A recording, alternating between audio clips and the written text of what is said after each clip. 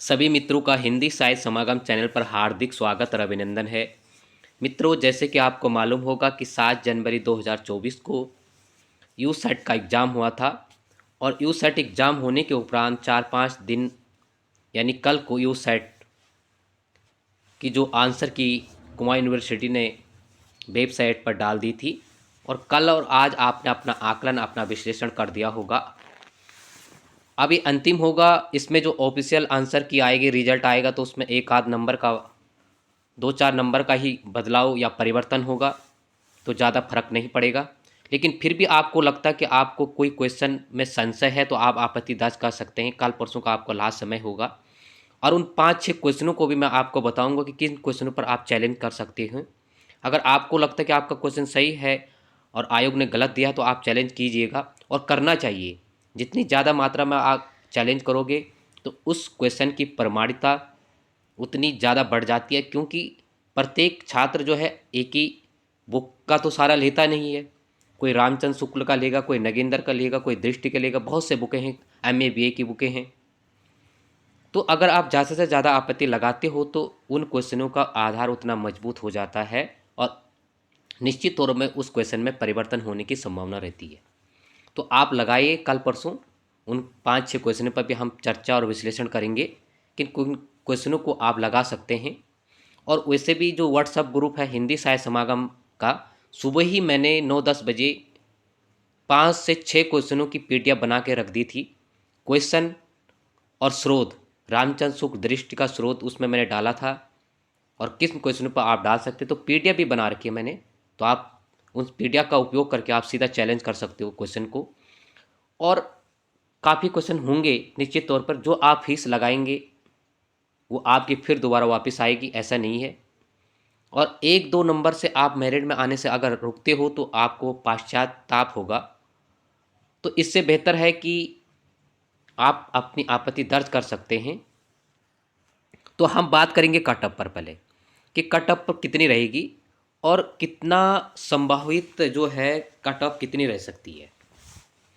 तो देखते हैं कि आंसर मिलाने के उपरांत काफ़ी क्वेश्चन ऐसे थे, अगर आपने मूल्यांकन किया होगा कि बहुत से इसमें कोटेशन थे और सिलेबस के अकॉर्डिंग में नहीं, काफ़ी क्वेश्चन नहीं थे।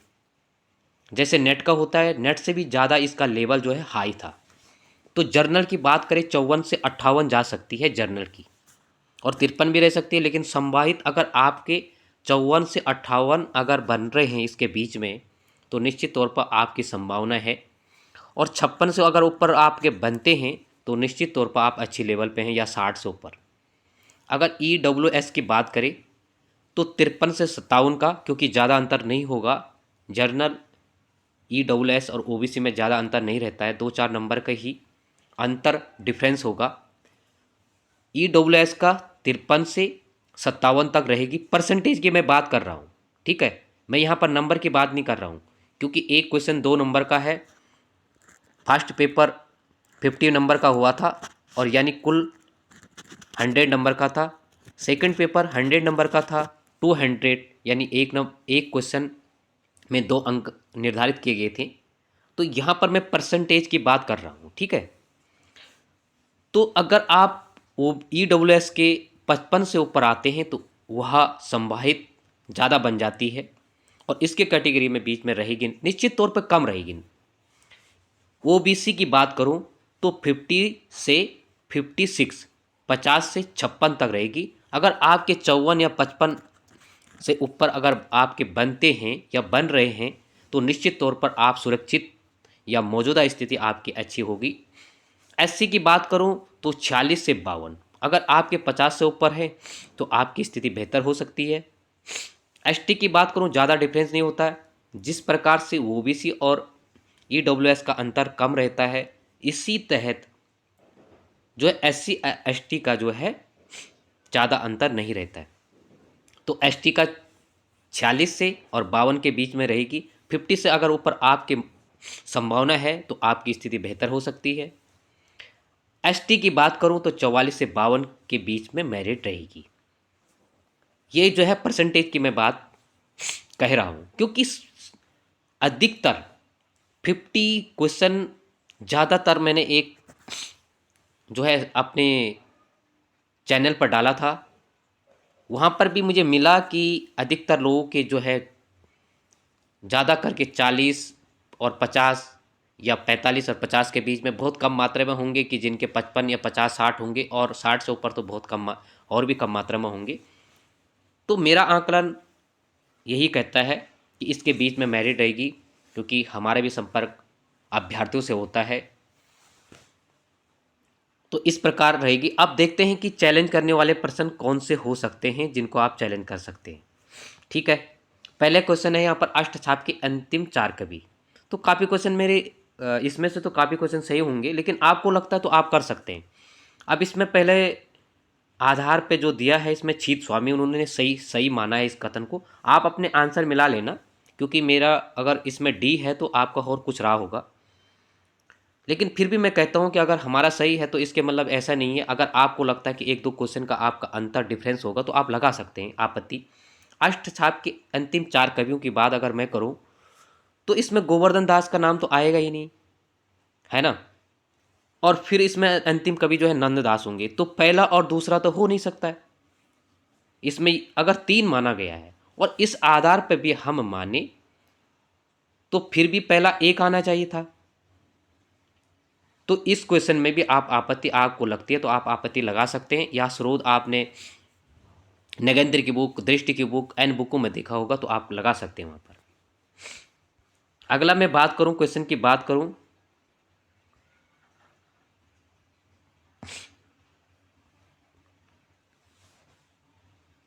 निम्नलिखित ग्रंथों को बढ़ते क्रम में रखिएगा।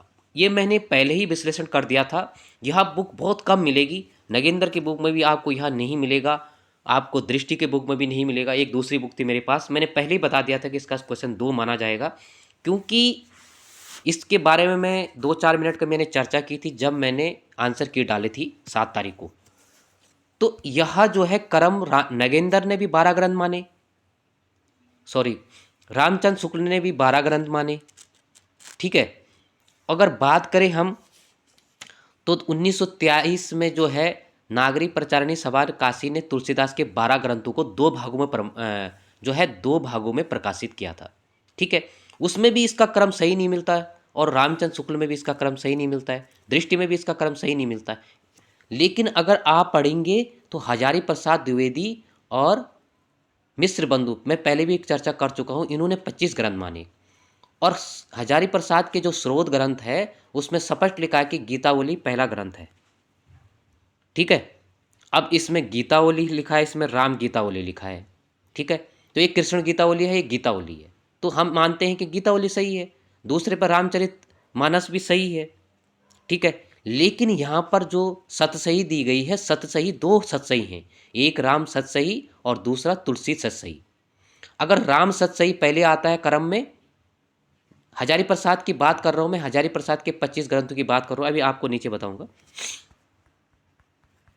ये देखो, ठीक है, यह हजारी प्रसाद के स्रोत ग्रंथ है। शिव सिंह सेंगर ने 18 बताए, मिश्र बंधु और हजारी प्रसाद ने 25 बताए, जॉर्ज गैरसन ने 21 बताए और शुक्ल ने 12 बताए। ठीक है, तो इस प्रकार से अगर हम आकलन और विश्लेषण करें तो पहला यहाँ पर गीतावली का क्रम अगर सही भी आता है, दूसरा रामचरित मानस का।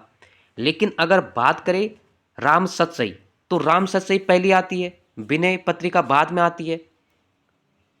और विनय पत्रिका हम पहले माने तो सतसई, लेकिन सतसई 2 हैं, एक राम सतसई है, तुलसी सतसई है। यह जो है स्रोत ग्रंथ जो है, जो 25 ग्रंथ माने हजारी प्रसाद उस उनके अनुसार।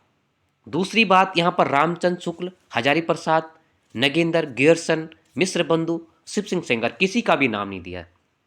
वैसे हमारे आप क्वेश्चन अगर सही होगा वो बात अलग है, लेकिन तुम्हारे और छात्र हित अभ्यर्थियों के हित के बात अगर मैं करता हूँ, अगर आपको लगता तो आप इसमें चैलेंज कीजिएगा, क्योंकि सतसई 2 हैं, एक राम सतसई और एक तुलसी सतसई। जिस प्रकार गीतावली है, एक कृष्ण गीतावली है और एक जो है गीतावली है।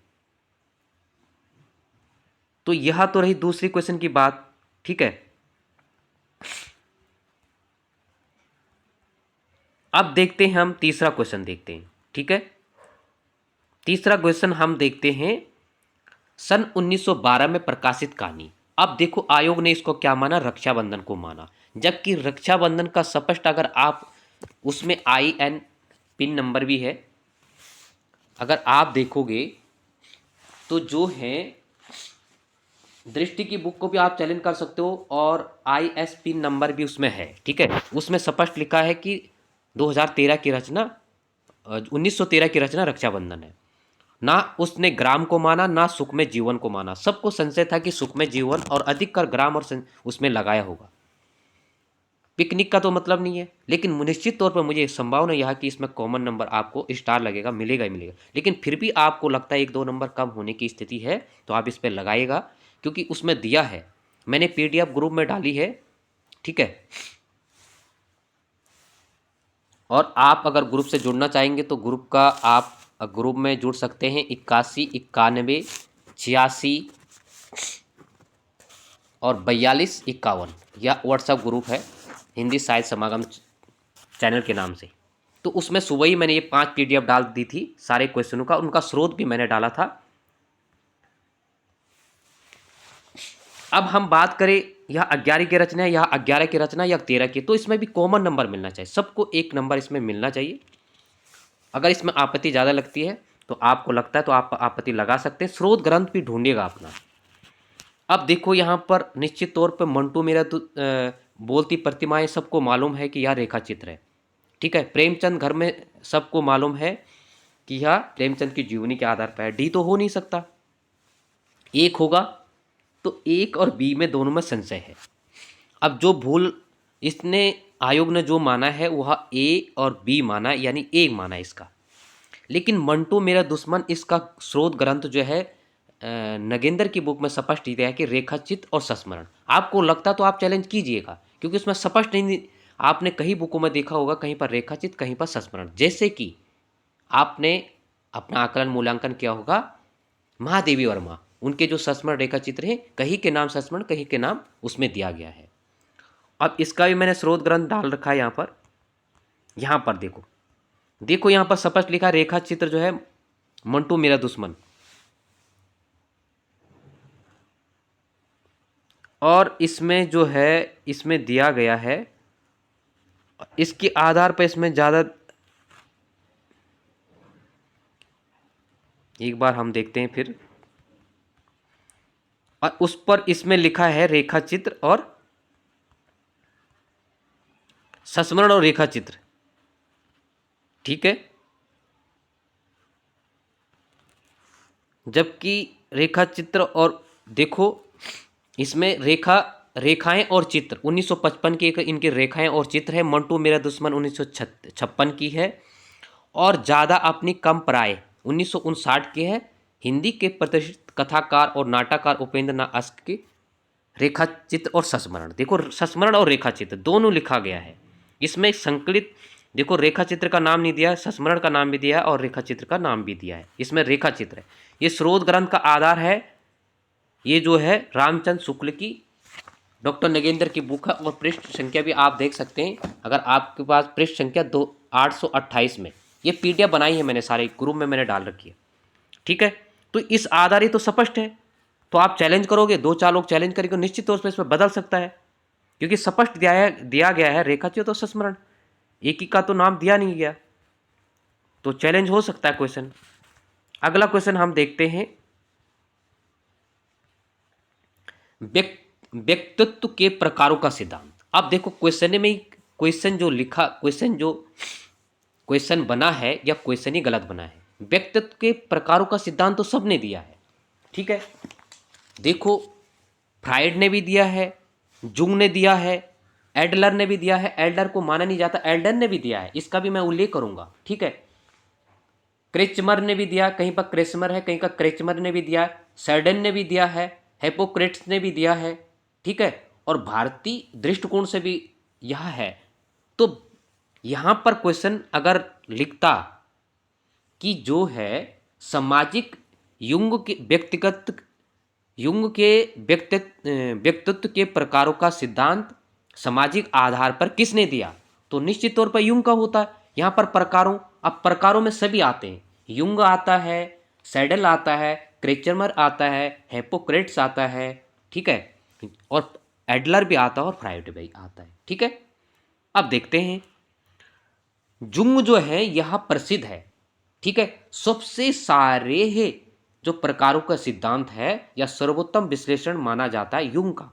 जुंग और कहीं पर युंग लिखा है। ठीक है, तो जुंग का हमने माना, लेकिन ऐसा नहीं लिखा गया कि सर्वोत्तम किसका माना जाता है, प्रकारों का सिद्धांत व्यक्तित्व को, तो जुंग का हो सकता है। दूसरा, ऐसे भी नहीं लिखा गया है कि सामाजिक आधार पर लिखा रहता है, तो निश्चित तौर पर जुंग का होता है।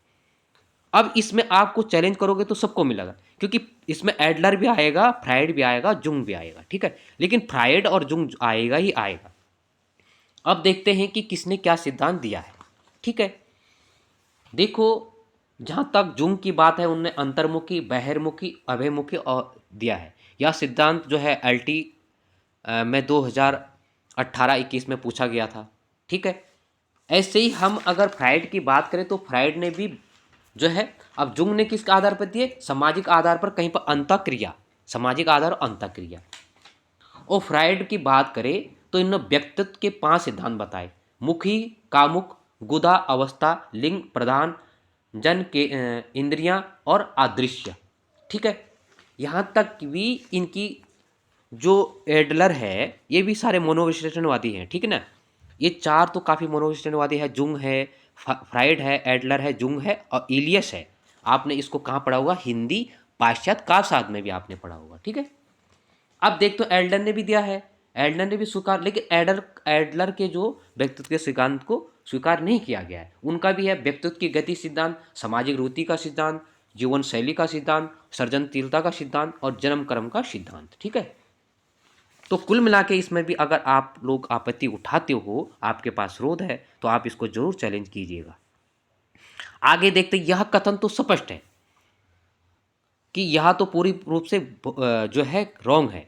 ठीक है, अब इसमें जो है उसने ए या बी बताया है, जबकि अगर होना, देखो निम्नलिखित में से दलित आत्मकथाएं, तो दलित आत्मकथाएं अपने अपने पिंजरे, सबको पता है 95 की है, और सबसे पहले की दलित आत्मकथा है मेरी पत्नी और भेड़िया।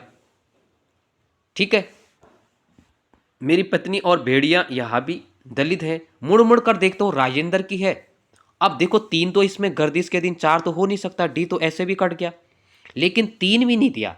तो ऐसा ही होता है, जब ऑफिशियल आंसर की नहीं आता तो आयोग अपने मन से कुछ भी मान लेता है, लेकिन बाद में उस पर जरूर सुधार करता है। इस चीज़ को आप मान के चलो, तो इसमें तो आपको मिलेगा ही मिलेगा। 2 से 3 क्वेश्चन तो आपको मिलेगा ही, लेकिन 2-3 क्वेश्चन पर अगर आपत्ति ज़्यादा आती है, क्योंकि आपत्ति ज़्यादा आने का तात्पर्य यह है कि कोई व्यक्ति अगर दृष्टि दे देता है, कोई रामचंद्र शुक्ल से दे देता है, कोई राम स्वरूप चतुर्वेदी से देता है, कोई नगेंद्र से देता है, तो उनके पास बहुत से स्रोत होते हैं, स्रोत पहुँच जाते हैं, जो कि प्रमाणिकता का एक आधार होता है। और प्रमाणिकता का आधार होगा तो उसमें बदलाव अवश्य होगा। ठीक है, तो कुछ क्वेश्चन ऐसे हैं, किसी ने किसी पे भी टिक लगाया है उसको मिलेगा ही मिलेगा। जैसे मैंने इस पर कहा था, इसी प्रकार मैंने जो है व्यक्तित्व के प्रकारों के सिद्धांत में भी कहा था। तो यहाँ निश्चित तौर पर है, इस पर भी आप चैलेंज कर सकते हैं। ठीक है, इसमें तो है ही नहीं, क्योंकि गर्दिश के दिन भी नहीं है। ठीक है, और मुड़ मुड़ के तो है ही नहीं वैसे भी, और 3 नहीं है तो फिर होगा ही क्या। इसका ऑप्शन आने से आया था 1 और 2, अपने अपने पिंजरे और मेरी पत्नी और भेड़िया। ठीक है, आगे हम देखते हैं। तो 5-6 क्वेश्चन है इसमें, एक इसमें उपन्यास वाला भी है, उसको भी आप चैलेंज कर सकते हो अगर आपको लगता है। ठीक है, आपके पास स्रोत हैं, आपको लगता है तो आप कीजिएगा। बाकी मैंने 5-6 क्वेश्चन इसमें डाले हैं अपने ग्रुप में, हिंदी साहित्य समागम चैनल व्हाट्सएप ग्रुप में। बाकी टेलीग्राम चैनल तो मेरा है नहीं, तो आप, मैंने नंबर दिया है, आप हो सकता है उससे अगर जुड़ोगे तो वहाँ से प्राप्त कर सकते हैं आप। तो मित्रों इतना ही। सभी मित्रों को पुनः धन्यवाद कि आप इस मिशन पर कामयाब हो।